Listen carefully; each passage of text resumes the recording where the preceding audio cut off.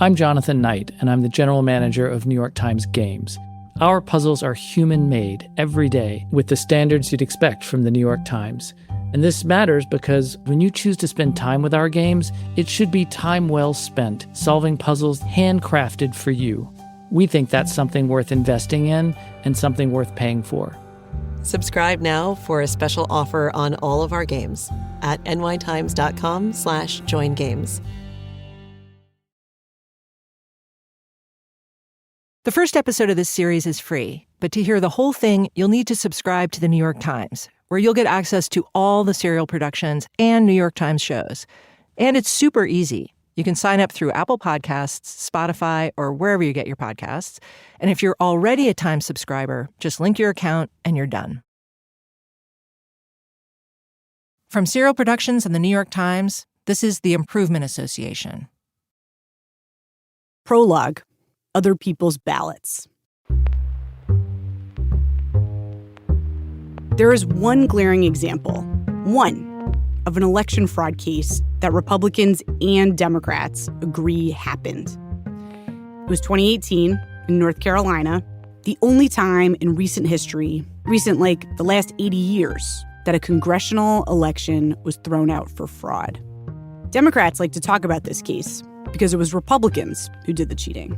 Republicans like to talk about it without mentioning who did the cheating because it proves that election fraud does happen, which it does. Not very often, but it does. I like to talk about this case because of how personal the whole thing was, how rooted in this one county. It wasn't the result of some complex national conspiracy to rig voting machines. It was individual people in a tight-knit place, using their relationships to either make money or take revenge, or both. It looks like this. In the midterm election of 2018, this guy Mark Harris, white, Republican, former Baptist pastor, ran for Congress in North Carolina. Seemed at first like he definitely won. He beat the Democrat by 905 votes. But in one of the counties in his district, Bladen County, the number of absentee ballots was suspiciously high, way out of whack with the rest of the district. Before the election was even over, wild complaints from voters were pouring in. People said their absentee ballots had been taken from their homes, and then their ballots had never made it into the Board of Elections to be counted, or that they handed their blank ballots to others to be filled out, or that their signatures were forged. The State Board of Elections held a big hearing to figure out what was going on. That's when I clicked into it. Because I know Bladen County. 2 years earlier, I had done a radio story on a small election scandal in this exact same place. Ever since, I'd had a Google alert on the guy at the center of both cases, McCrae Dowless. This quiet white guy in a windbreaker, smoking a cigarette, a real operator, an elections pro, who seemed to specialize in getting out the vote via absentee ballot. Now here he was, turning up again at this big state hearing about cheating. We're ready to get started, and I think we'll start. To me, the hearing was riveting because of the testimony. Now, McCrae is basically an elections professional who loves politics, but the people who worked for him, who took the stand and testified, they were not like that. This was a job they did for a few weeks or a few months for a little extra money, and they all seemed kind of dazed and upset that this side gig had landed them here, facing a long table of lawyers. Thank you. One young woman named Kelly Hendricks, with a baby face, looked so nervous when she took the stand. I saw her take this deep breath and carefully exhale before she began talking. The state investigator asked her if she worked for McCrae Dowless in the 2018 election. Yes, ma'am. And at the very next question... And could you tell the board how you first met Mr. McCrae Dowless? Kelly's face crumpled up just like a kid, and she started to cry. It was hard to watch. She grabbed a tissue and tried to talk through it. She said she'd been working at Hardee's, and McCrae came through the drive-thru. That's how they first met. And just from there, he resembled my dad so much that I connected with him. And from there, that's how I met him. Kelly ended up working Get Out the Vote for McCrae. She offered absentee request forms to family members, her boyfriend's family, a Hardee's customer. She said she'd picked up absentee ballots, which is illegal in North Carolina, and that she'd brought the ballots back to McCrae instead of to the Board of Elections. Sometimes, she said, he asked her to sign as a witness on absentee ballots she had not actually witnessed when they were being filled out.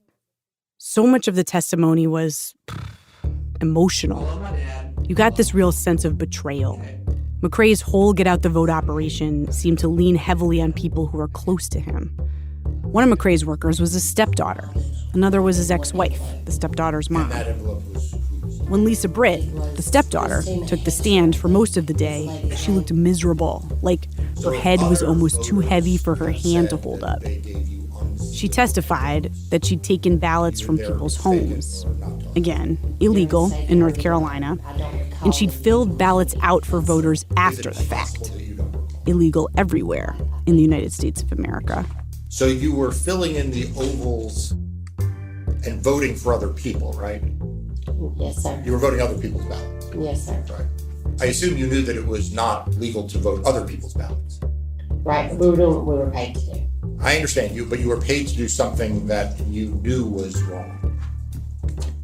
Yes, sir. Why didn't you ask any questions about what McCrae was asking you to do? The lawyer started to say at one point, and Lisa snapped at him. Why do we need to meet? Mr. Dallas has been a father figure to me for 30 years. So no, there's a lot of things that you kind of would place trust in someone that's your father that's not going to put you out here to do something illegal. I mean. McCrae didn't take the stand. He also declined, very politely, my interview requests. At the end of 4 days of hearings, Mark Harris, the Republican candidate McCrae was working for, announced he was stepping aside and he himself called for a new election. The state of North Carolina agreed and set a date for a special election. The whole scene made me sad. It felt very human-sized. Meeting up at the Hardee's drive-thru, McCrae Dowless was indicted on 13 counts, including perjury, obstruction. He has yet to plead.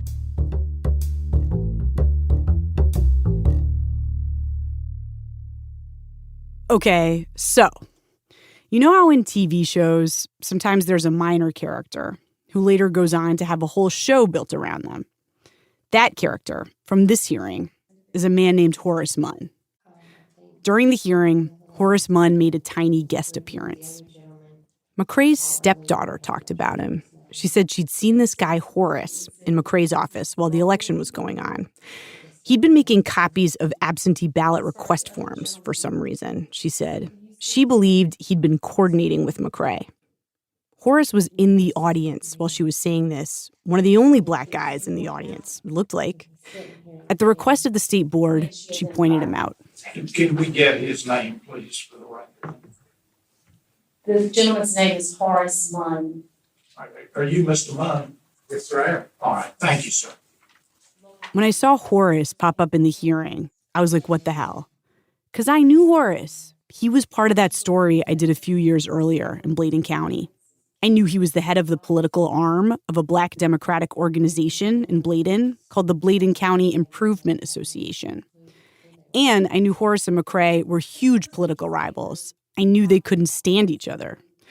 Watching this hearing, Horace's name only came up a bit, but the name of his organization was invoked a lot. It was weird every time. People were claiming that the Bladen County Improvement Association had been working with McCrae and that they must be cheaters too. But why would a Democratic organization be conspiring with a Republican operator on absentee ballot fraud to benefit the Republican candidate? The Bladen Improvement Group wasn't the focus of this hearing.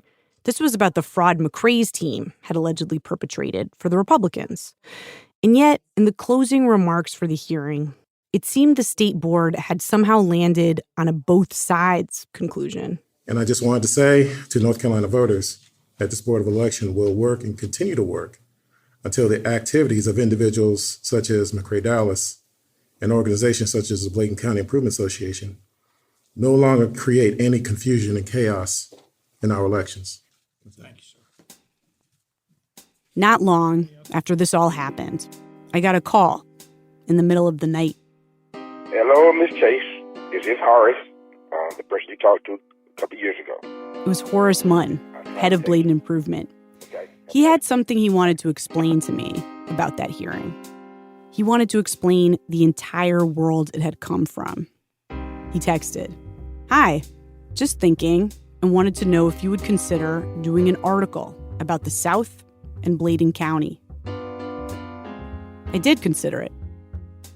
From Serial Productions, I'm Zoe Chace, and this is the Improvement Association, a true story about election fraud.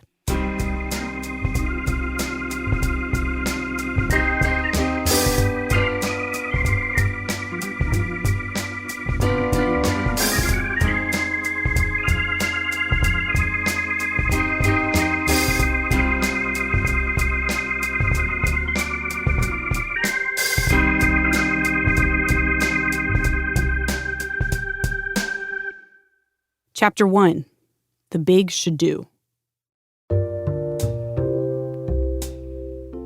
Bladen is a rural county in the southeastern part of North Carolina. Beautiful. A lot of green, open land when you drive through. Some of it's farms, some tiny towns. Often, when I want to talk to someone there, people don't tell me how to reach them, but where to find them. Oh, Mike, he's at the barber shop in Elizabethtown. Oh, that guy. He hangs out outside the hardware store. There's bad cell service, not great internet. People do a lot of business face-to-face. And the election fights are like that too, face-to-face. Or hand-to-hand, really. I'm going to tell you the story of how this place ended up becoming the only place in modern times that threw out a congressional election for fraud. What led to that election is a series of elections, all of them on the ground gritty, like the place itself. And what underlies all of it is the very oldest fight in Bladen County, the fight to control the black vote. The idea that some people cheat is something people hear talk about all the time, that someone's getting over, someone's cutting corners, someone's breaking the rules, specifically when it comes to elections. When I first headed down here, after the text from Horace, my questions were simple. Was he in on some kind of conspiracy with McCray? And what did he want to tell me? And I thought that's what I'd be talking about, election corruption or something, with this group of people Horace Munn told me I needed to meet. He'd said, "Come down here. I got 2 county commissioners, a former Board of Elections person, and a former sheriff, all ready to talk." So I showed up in the tiny town hall of the tiny town of East Arcadia. That was in the late 80s, early 90s. Everyone was already talking when I got there. They're all deep into local politics, and listening to them is like when basketball fans talk about March Madness or something. I don't know the teams, I don't know the players. The small talk is really hard for me to follow. And another person ran. Which office was this? And that was for county commissioner. Okay. He ran for county commissioner. Almost everyone here is a member of Horace's organization, the full name of which is the Bladen County Improvement Association, PAC. Members of the PAC generally just call it the PAC, even though it's not a PAC the way people usually think of a PAC. It's not a sluice for dark money, doesn't bankroll TV commercials. This is what it is, a local group that runs get-out-the-vote campaigns during elections, for and by Black people in Bladen County. They endorse candidates. Sometimes they get money from candidates, not every single time. And usually they get money from the state Democratic Party. The meeting is awkward at first. I'd expected Horace to sort of take the lead here, but he's hanging back, sitting at the furthest corner of the table, quiet. Horace, kind of short, stocky, almost always with his trademark accessories of sunglasses and cap, even indoors. "I don't want you to see my eyes," he said once. And I was like, "But that makes it way harder for me to see how you're feeling." "That's the point," he told me. Horace is private. He does not like to feel things in public. He grew up here in this little town of East Arcadia. He's retired now. He was career Army, but he's pretty involved in his town. He's on the town council, has been for 10 years. He's the volunteer fire chief. During elections, he's running the Bladen County Improvement Association PAC.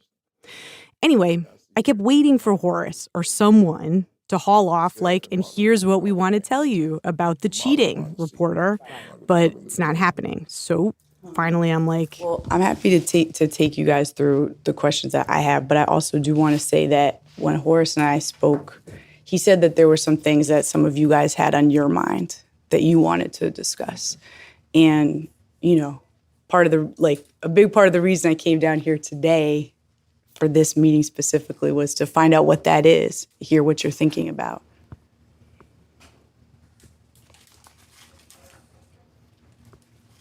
long pause, then a little more chatting, until finally, Horace's friend Cogdale, George Michael Cogdale, everyone calls him Cogdale, kind of takes over the meeting, as he's wont to do. He's been in the Bladen Improvement Pack even longer than Horace. Cogdale's an intense guy, a fast talker. I'm going to say this, and I'm going to say it. They've been trying to get rid of us ever since I've been associated with the pack. Because it's very simple. If they don't endorse you, you can't win. If they don't endorse you. Actually meaning if we don't endorse you, we, the Bladen Improvement Pack. If the pack doesn't endorse you, you can't win, Cogdale's saying. For years, the pack has been a powerful force in Bladen politics because the pack reliably delivers votes. Black votes. Politicians, both white and black, often court the pack because their endorsement's so valuable. It can swing elections. That's why the Bladen Improvement Pack is coming under attack, Cogdale's saying, because we're too powerful.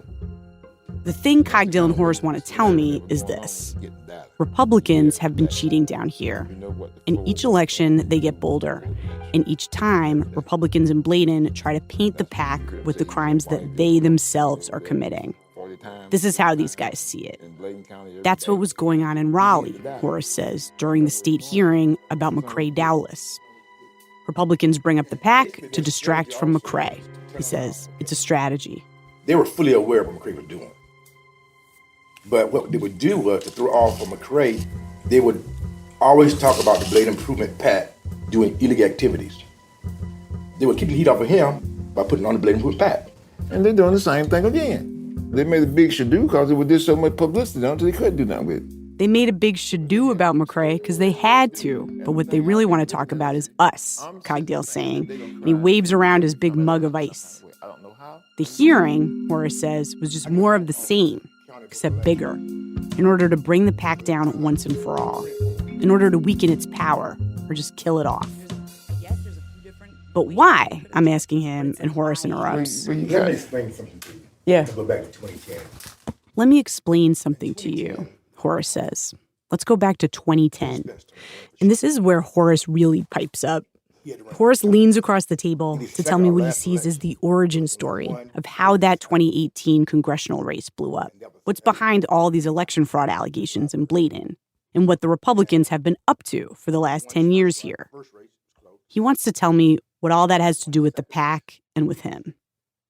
In 2010, the pack fought to get Horace's friend, Prentice Benston, elected as the first black sheriff in Bladen County's history. Horace had just become the president of the pack, and he had this big plan. I knew that it was going to be a hard campaign for him to win. Knowing the breakdown of Bladen County, i.e. the racial breakdown, it was, we knew it would be tough. He couldn't win with just black votes. He had to have white votes. Bladen County, around 35,000 people, is about 30% black and 60% white. So usually, white people decided who was sheriff. Horace knew, as a rule, white people didn't vote for black candidates in this county. So if you're running a black candidate in a county-wide race, trying to win a majority of the county, and the majority of the county is white, you'll definitely lose. But Horace thought Prentice Benston was different. He had a real chance to pick up some white voters. There was this feeling at the time, Horace says. Obama had just been elected president. He'd won North Carolina. Some white people would vote for a black man to be in charge. And Prentice was a good candidate. He'd been a sheriff's deputy for 22 years. He was a captain, had a lot of friends in the department. He had a business degree. He knew how to manage people. People liked him. It was not really just about having the first black sheriff. Prentice is an outgoing person, a nice person. when it comes to carrying out his duties as sheriff, he worked in the white communities as well as the black communities. When you looked at those who were running, he was the most qualified. Prentice Benston was also a Democrat, which maybe sounds like a disadvantage in a conservative rural southern county. But at the local level, Bladen County back then was almost all Democrats. Plenty of people would vote for Republican candidates for president, but local elections in Bladen, they were all decided in the Democratic primary, pretty much. When I was in Bladen, one thing I kept hearing about that time was the real split in the county was between the Democrats who did not want to change the system and the Democrats who did, the good old boy system, which everyone talks about down here and basically boils down to white favoritism. Sort of two parts letting things slide, one part hooking people up, a job, a contract, an off-the-books approval, stuff like that. But Horace was betting that some white people in Bladen, maybe just enough, were feeling like the good old boy system was not working great for them, like they weren't benefiting. They weren't getting the favors or the passes. And a couple of the people it wasn't working for were other sheriff's deputies, white guys who knew Prentice and ended up throwing themselves into the campaign. One became his campaign manager. They'd tell other skeptical white people, Prentice Benston is fair. He's not a good old boy, obviously.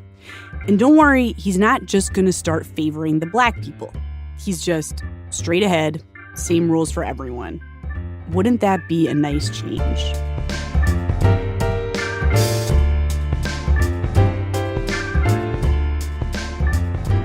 So, in the primary for sheriff, there were 5 people running.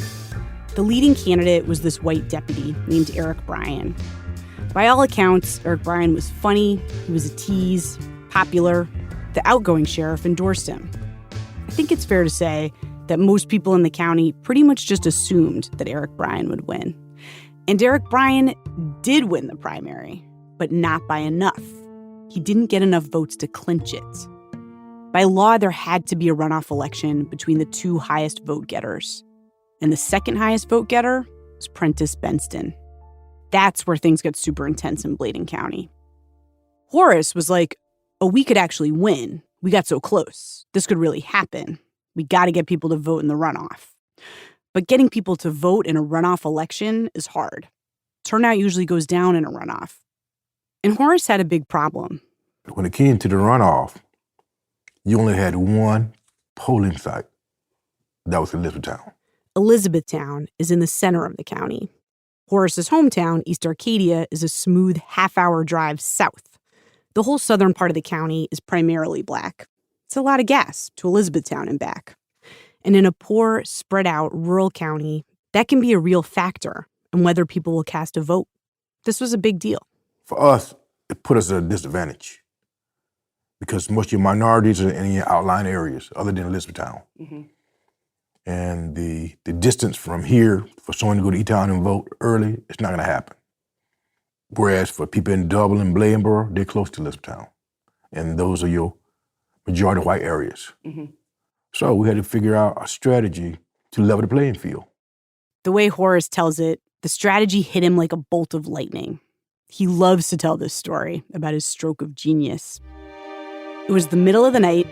Horace has insomnia. He doesn't sleep much. This particular night, I was lying there. And about 3 o'clock, 3:30 in the morning, I called Prentice. I said, "You sleep?" He was asleep. I said, "Wake up." I figured it out. I said, "What up, Horace?" I said, "We can win." He said, "How?" I said, "Absentee ballots."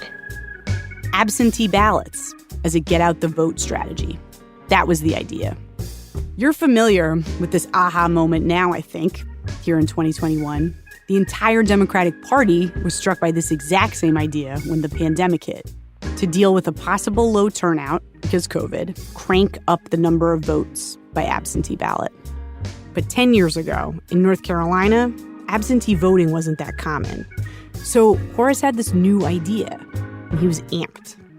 His dad had been a big part of the Bladen Improvement PAC, and after Horace retired from the Army and came home, he and his dad talked politics a lot. Strategy. And now, the year of the sheriff's race, Horace was the brand new president of the PAC. And he mobilized the group around his absentee ballot idea like it was some kind of military op. It was going to be a whole different thing. In order to do absentee ballots, we had never done them before as an organization. So it's a new adventure. So I actually got a copy of the law governing how to complete an absentee ballot, the legal way. And I took all the information, I studied it, and then at my next scheduled meeting at the Bladen Improvement, I gave a class. And at first, there were some that were questioning it, saying, oh, you have to be sick or out of town. I said, that's not so. That's not the law. Horace is a big fan of rules, of the statutes, which when it comes to absentee ballots can be extensive. His time in the military makes him a little straight-backed. He also has this thing where he's always watching out for people trying to trip him up. He told me that once in the Army, an officer was ordering weapons parts for himself, illegally, and tried to get Horace to look the other way, expecting him to go along to get along. Horace is not into that. He's cautious and he's suspicious because he knows people are suspicious of him. I dot every I and I cross every T. I cannot stand someone having something that they can use to hurt me or control me. No one can control me. That's why I operate in accordance with the statutes I'm dealing with this board election stuff. Anytime I involve myself with something, I read regulations first. Horace had to contend with a lot of suspicion. First of all, suspicion from Black voters. They weren't used to the whole absentee ballot process.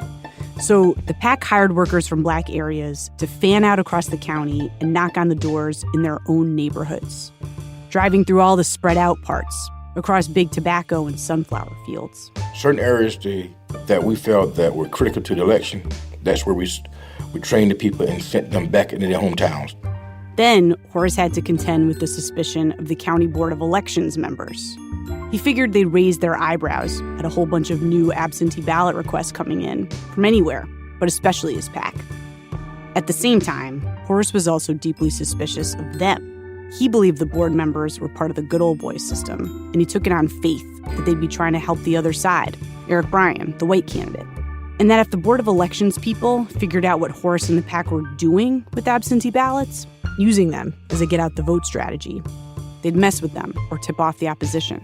I told the members to keep it low-key, that we wanted to operate under the radar, and that when they figured out what was going on, it would be too late to react. That's what happened. To keep it low-key, Horace and Cogdale would drop off the absentee ballot request forms in small batches, a few at a time, from disparate parts of the county. So it'd take longer for the board to catch on that there was a thing.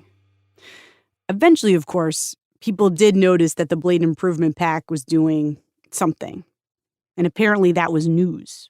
It's called the Bladen County Improvement Association, and it's been operating for at least 30 years. But who exactly runs this organization is a mystery to many residents.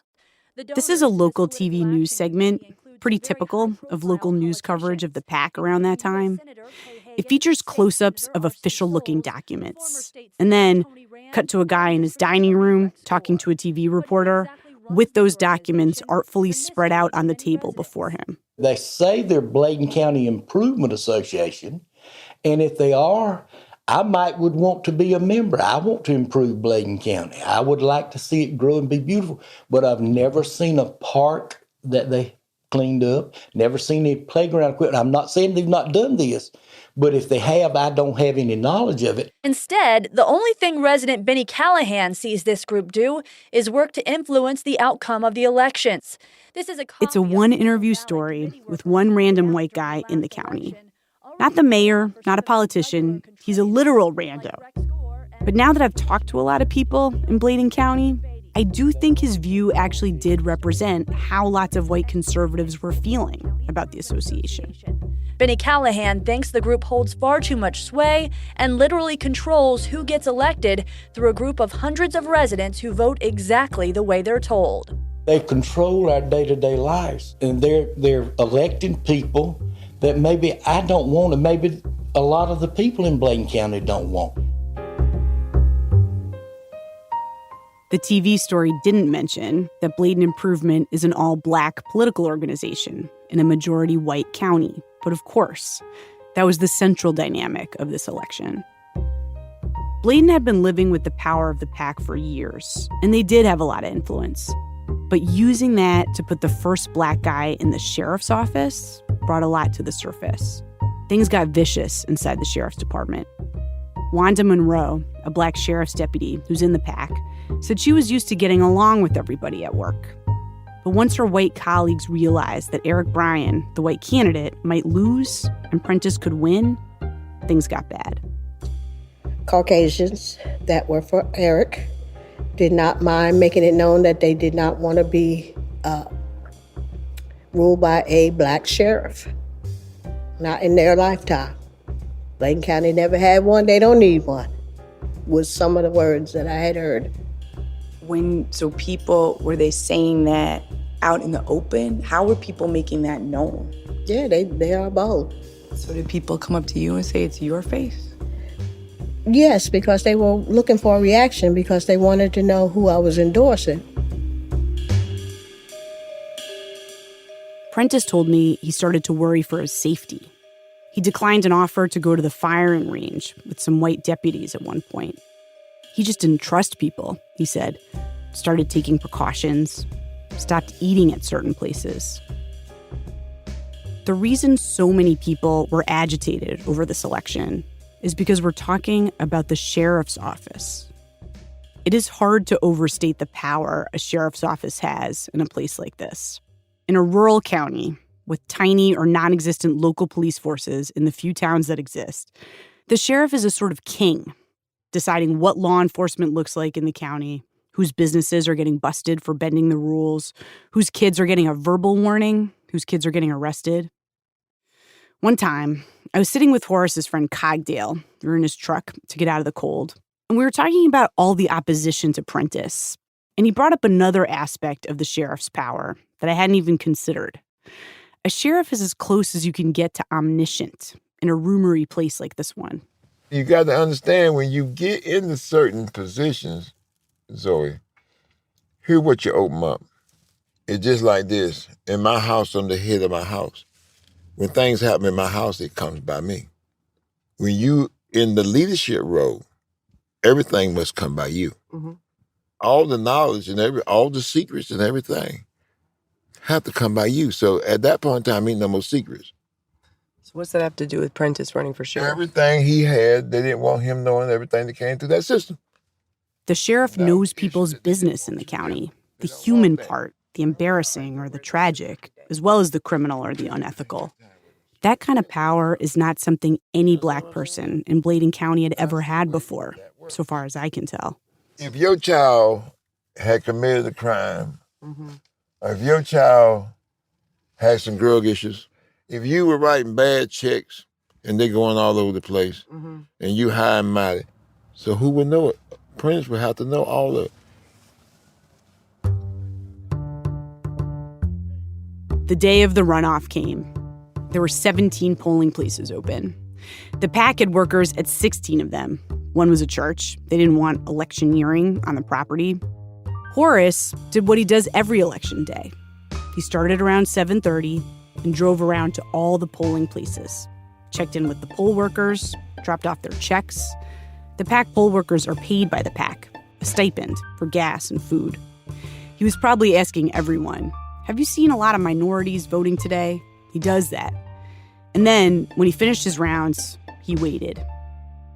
Bladen County always gathers to watch election returns at the county courthouse, and that night it was packed, and also silent as the results clicked in. Nearly every black voter cast a vote for Prentice Benston, plus a few white voters. And Prentice Benston won by almost 300 votes. Horace's strategy had worked. It was the absentee ballots that made the difference. Wanda Monroe, the sheriff's deputy who's in the PAC, she remembers that night. This is strictly opinion. You know that, right? Yep. But it was almost like they realized that we weren't dumb. that we are living, breathing human beings with brains. That's what it felt like? Yes. Like, okay, they smart. They may be too smart for their own good.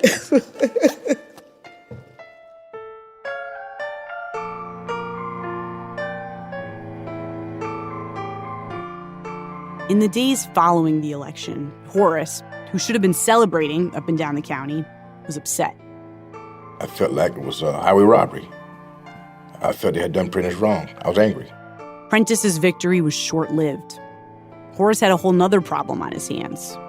That's after the break.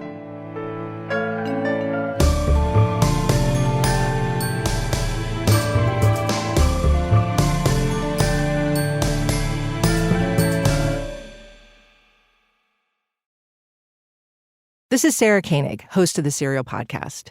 If you're already hooked on this show, then maybe I don't need to say anything else here except if you want to hear the rest of it, subscribe to the New York Times.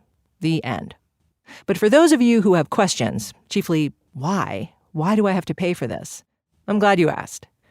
If you've listened to Serial shows, you know our stories are inventive and expertly reported. Nobody makes them like we make them. But to make them like we do, it's pretty expensive. You need producers, reporters, editors, sound engineers, fact checkers, not to mention the software, the computers, the travel costs, everything. The way we used to pay for all that was with ads, which, great. But unfortunately, ad sales aren't always reliable, and we just can't cover the full cost with ads anymore. So that's why we're asking you to directly support us with a subscription. With a subscription, you get a lot. You can listen to the entire Serial archive, all our previous shows, plus early access to our new shows, and all the other shows and bonus content produced by New York Times Audio. There's an audio-only subscription, or if you want to go big, which I recommend, you can subscribe to all of the New York Times and get access to all the great journalism, plus the games, cooking, Wirecutter, the whole thing. So please, subscribe to the New York Times. You can do it through Apple Podcasts, Spotify, or wherever you get your podcasts. Hey, it's Noah Chestnut from The Athletic. If you're into games and sports, pay attention. I'm going to give you 4 sports terms. You tell me the common thread. Ready? Axle, loop, Lutz, Salchow. That's axle, loop, Lutz, Salchow. This one's like medium hard. The answer is figure skating jumps. Now, what if I gave you 16 different terms and you figure out how they come together into 4 different groups? If you're up for the challenge, you'll want to check out Connections Sports Edition. It's a new daily game for sports fans. There'll be some that are going to stump you, some that make you laugh, and some that remind you when you were a kid watching sports for the first time. Connections Sports Edition. To play today's puzzle, go to theathletic.com/connections. Prentice Benston had won the runoff for the Democratic primary. He'd beat Eric Bryan. And throughout the race, the county government had been saying whoever won the runoff would be the sheriff. Because in Bladen County, the Democratic primary was the election when it came to the sheriff's race. A Republican challenger for sheriff, if there even was one, had no chance. So Horace says that he'd been told, that everyone had been told, the primary winner would be appointed right away to serve through the general election. But they were under the assumption that Eric Bryant was going to win. And he lost. And all of a sudden, I hear rumors that we're going to bring somebody else in. Okay, real quick. What happened next is like a little play within a play farce of small-town politics. But I'm going to tell you because it's an illustration of how badly it seems people in power did not want Prentice Benston to take office.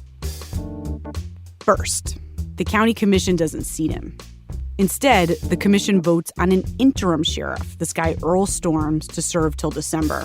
He's a former sheriff from the 80s. But what the commissioners don't all account for, apparently, is that Earl Storms is a Prentice Benston booster. He'd hired him back when. And so Earl Storms' first move as sheriff is to let go of Deputy Eric Bryan, the candidate Prentice Benston had just beaten the runoff.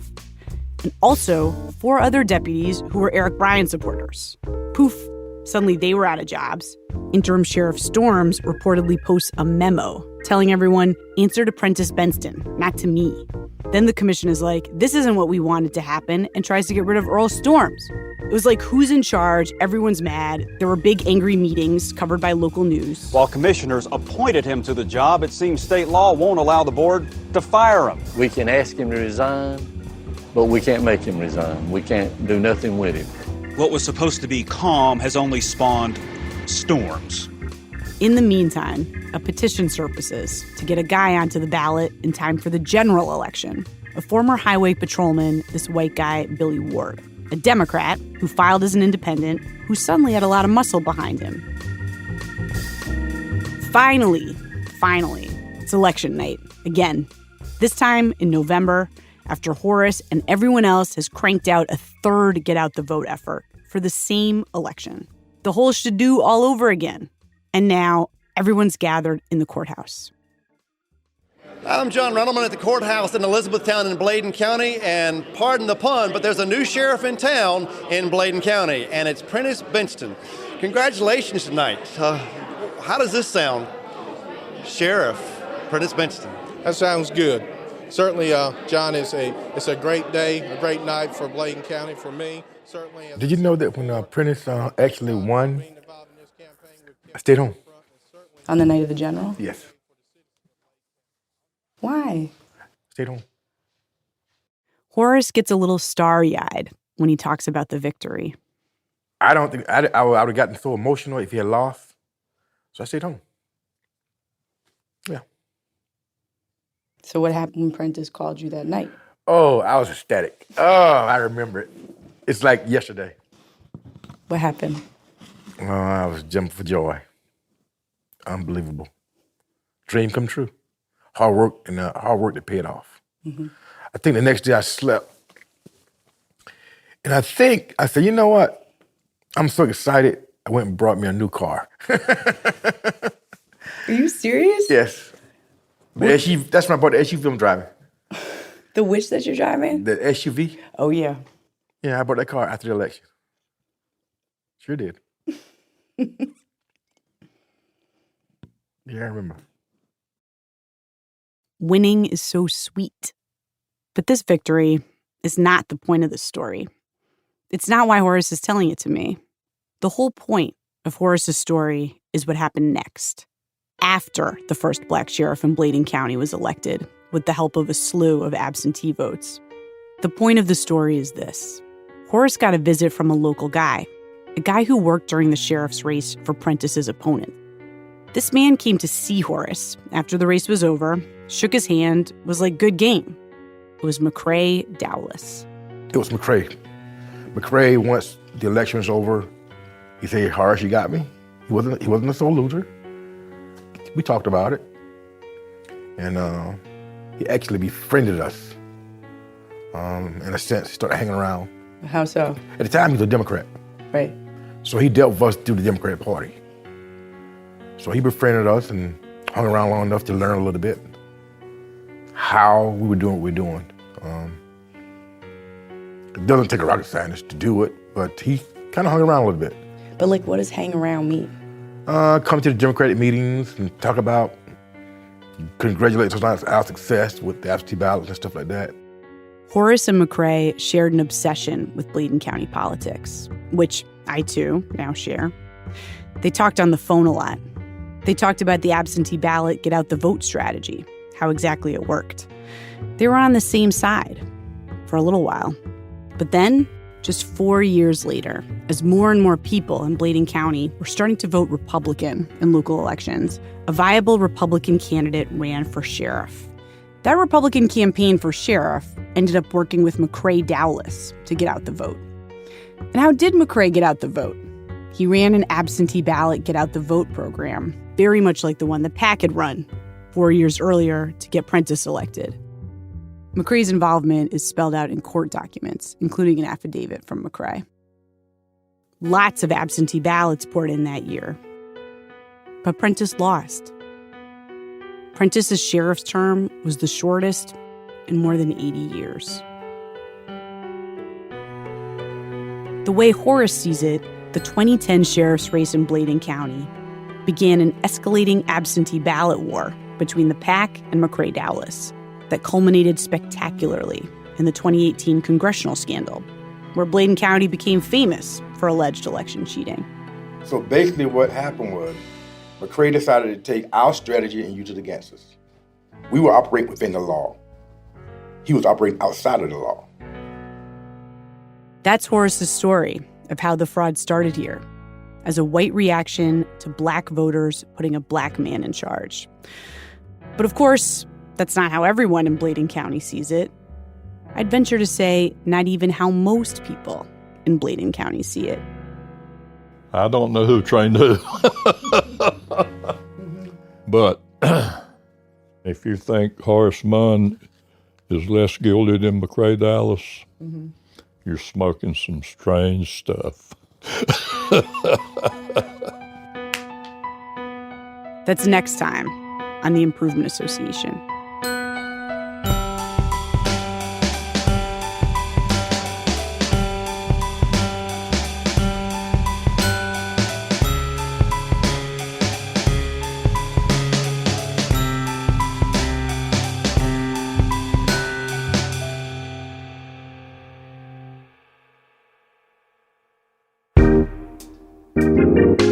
The Improvement Association is produced by Nancy Updike and me.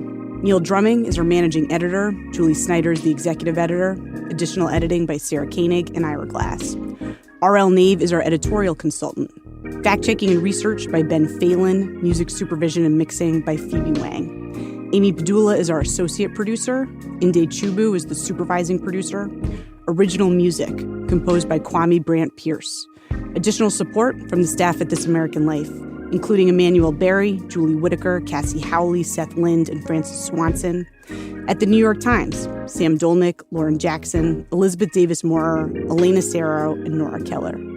Special thanks to Tim Tyson, Michael Bitzer, Hakeem Brown, Joe Bruno, Dr. Nyambi Carter, Al Daniels, Herman Dunn, Mark Elias, Steve Lassane, Jens Lutz, Eric Ostermeyer, Kenny Simmons, and Zach St. Louis. The Improvement Association is produced by Serial Productions and the New York Times.